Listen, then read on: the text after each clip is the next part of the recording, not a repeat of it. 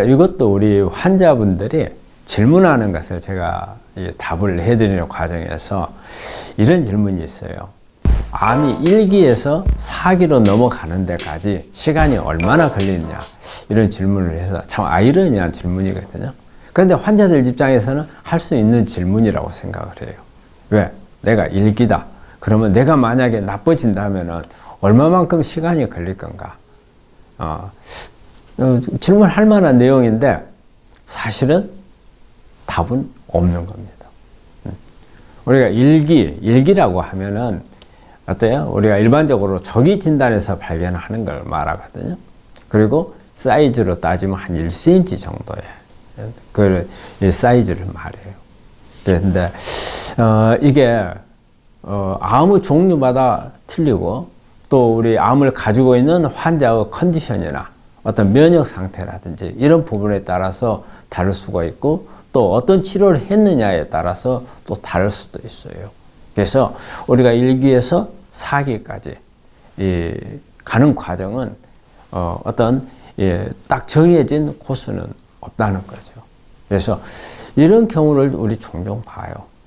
1기인데 몇 달 안 됐는데 뭔가 검사상에 전이가 발견되는 경우가 있어요. 그런데 그래 되면 우리 환자분들 이런 말씀 하죠. 이게 1기라는 진단이 뭔가 잘못된 거 아니냐. 응? 이미 전이가 돼 있었는데 발견을 병원에서 못 해가지고 이렇게 몇 달 만에 이 4기가 된다는 것은 참 이해하기가 어렵다. 오진이다. 이런 이야기를 하는 분들이 종종 있거든요. 뭐 그럴 수는 있어요. 하지만 1기에서 몇 달 만에 4기도 갈 수 있다는 겁니다. 있을 수가 있어요. 그거는 그 암의 성질에 따라서 다를 수가 있어요. 우리가 이런 부분들을 약간의 짐작은 할 수가 있어요.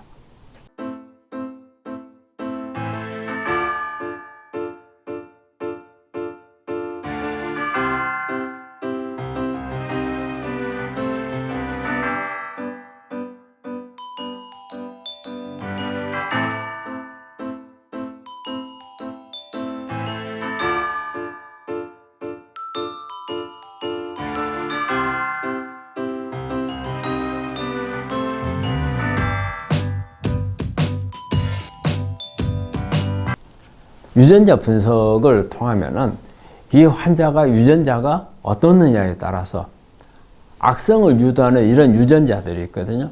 그렇다면 우리가 어느 정도 시간을 예측을 할 수 있습니다. 특히 이제 이런 경우에 뭐 KI67이라는 이런 유전자를 봤을 때 이게 성장 속도거든요.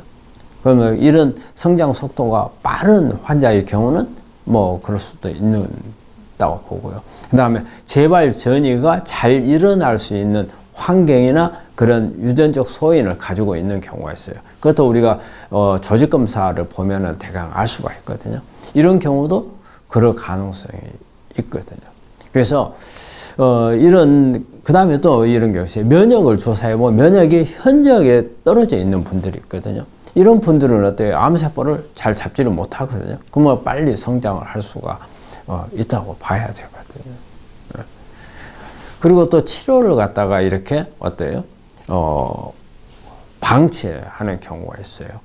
이런 경우는 또 가능성이 있고, 또 우리가 현대의학을 한다고 해요. 현대의학 하는 경우에 수술이나 항암 방사선을 끝나고 나서 그냥 방치해버렸다. 그러면 면역이 떨어질 거란 말이에요.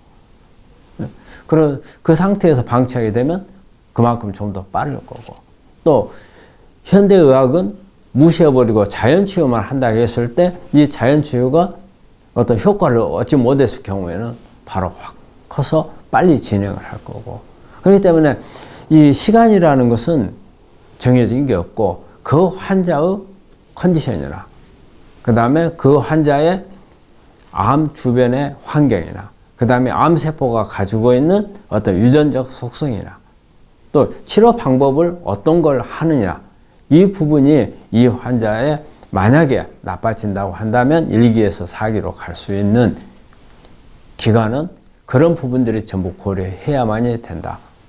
그런 것을 우리 환자분들은 생각을 하셔야 되고, 우리 환자분들, 1기인 환자분들이 내 4기에 간다 생각을 하실 게 아니고, 그것까지 가지 않도록 그 중간에 내가 관해되고 완치되는 상태로 가야 되잖아요.